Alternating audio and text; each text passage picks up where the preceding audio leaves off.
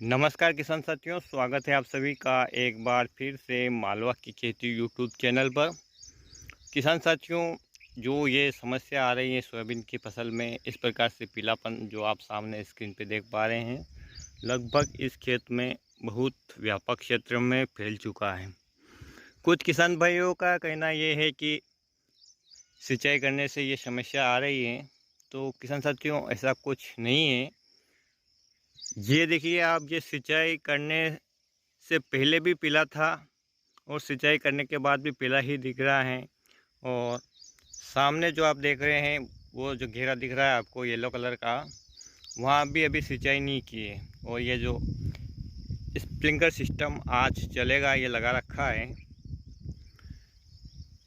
तो इससे क्या फ़र्क पड़ता है या नहीं, ये जो पीलापन है उस पर, ये तो कुछ कहा नहीं जा सकता। कुछ किसान भाइयों का मानना है कि सोयाबीन पिलाने से पीला पड़ जाता है। तो किसान साथियों, सोयाबीन पिलाने से पीला पड़ता है या नहीं, ये तो पूरी तरह से कह नहीं सकते। लेकिन यदि आप खुला पानी छोड़ते हैं, गहरी सिंचाई करते हैं, और यदि ऊपर से गर्मी गिरती है, सूर्य का तेज प्रकाश गिरता है, ज़मीन गर्म हो जाती है, जिसके कारण यदि आप पानी छोड़ते हैं खेत में खुला, तो उससे क्या होगा कि जो सोयाबीन की जड़ें हैं वो जल जाएगी और आपकी सोयाबीन की फसल ख़राब हो जाएगी।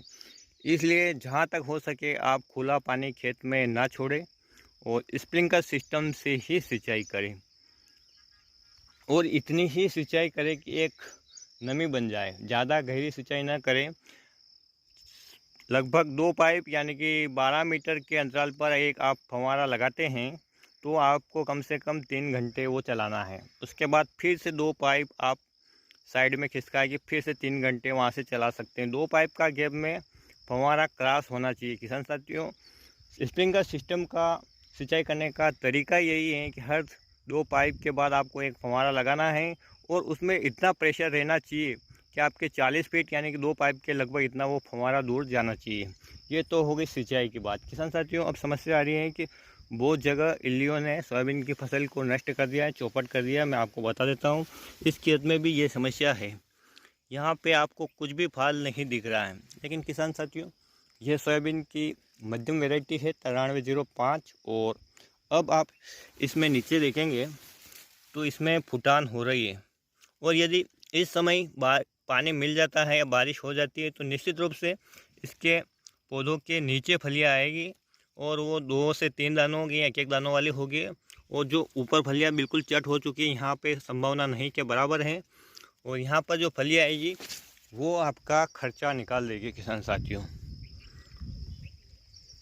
लेकिन प्रकृति की मार कुछ इस प्रकार से पड़ी है अब की बार किसान भाइयों पर कि कुछ कह नहीं सकते।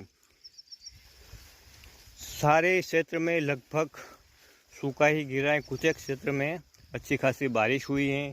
कहीं पहले शुरुआत में बारिश से फसल तबाह हो गई थी, तो जहाँ शुरुआत में कम बारिश थी वहाँ फसलें बहुत अच्छी चली थी। लेकिन 1-2 पानी ने सभी फसल को बर्बाद कर दिया है। आप न सोयाबीन की बात करें, जिन क्षेत्रों में कपास और धान होता है, उन किसान भाइयों के भी साथ इस प्रकार की समस्या आ रही है। बारिश की कमी के चलते तरह तरह के रोग आ रहे हैं, तरह तरह के कीट आ रहे हैं। इतने रोग और कीट क्यों आ रहे हैं? तो इसका एक मेन कारण किसान साथियों, पानी की कमी से पौधों का भोजन बनना बंद हो गया है। भोजन की कमी से पौधे कमज़ोर हो चुके हैं। कमज़ोर प्राणी कोई भी हो, पौधा हो, आदमी हो या जानवर हो, उस पर रोगों का अटैक, कीटों का अटैक ज़्यादा होता है।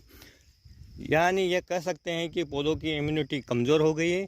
और कमज़ोर इम्यूनिटी के कारण ये वायरस, फंगस और कीट हमारी फसलों पर बहुत तीव्रता से अटैक कर रहे हैं।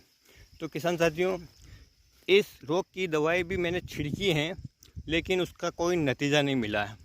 एक किसान भाई ने हमसे पूछा है कि क्या सर, सोयाबीन पिलाने से पीला तो नहीं पड़ा? तो मैंने आपको बताया था इसी वीडियो में अभी कि पिलाने न पिलाने से इसका कोई फ़र्क नहीं पड़ रहा है।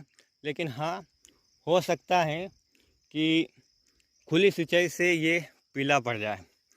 एक और बात कहूँगा किसान साथियों, जिन खेतों में देसी खाद यानी गोबर की खाद की कमी है और अन्य रासायनिक खाद की भी कमी है, साथ ही साथ ज़मीन हल्की है वहाँ पर इस रोग का भयंकर अटैक हुआ है। वहीं पर जहाँ गोबर की खाद अच्छी मात्रा में है, समय पर उसकी सिंचाई हो गई है, वहाँ पर इस रोग का प्रकोप नहीं हुआ है। तो किसान साथियों, यदि आपके खेत में भी इस प्रकार का यदि कोई रोग आया है, आपने कोई ट्रीटमेंट किया है और उससे आपको फ़ायदा मिला है, तो कमेंट बॉक्स में उस दवाई का नाम और अपना नाम पता ज़रूर डालें, फ़ोन नंबर भी डालें, ताकि अन्य किसान भाई आपसे संपर्क करके पूछ सके कि आपको कितना फ़ायदा हुआ है। क्योंकि आपको यदि फ़ायदा हुआ है और आपसे सलाह लेके कोई किसान अन्य वो जो दवाई का छिड़काव करता है उसको भी फ़ायदा होगा, तो निश्चित रूप से वो आपको दुआ देगा। तो खैर किसान साथियों, इस वीडियो में इतनी ही जानकारी, उम्मीद करता हूँ कि आपको पसंद आएगी। फिर मिलते हैं नए वीडियो में एक नई जानकारी के साथ। तब तक के लिए जय हिंद, जय जवान, जय किसान।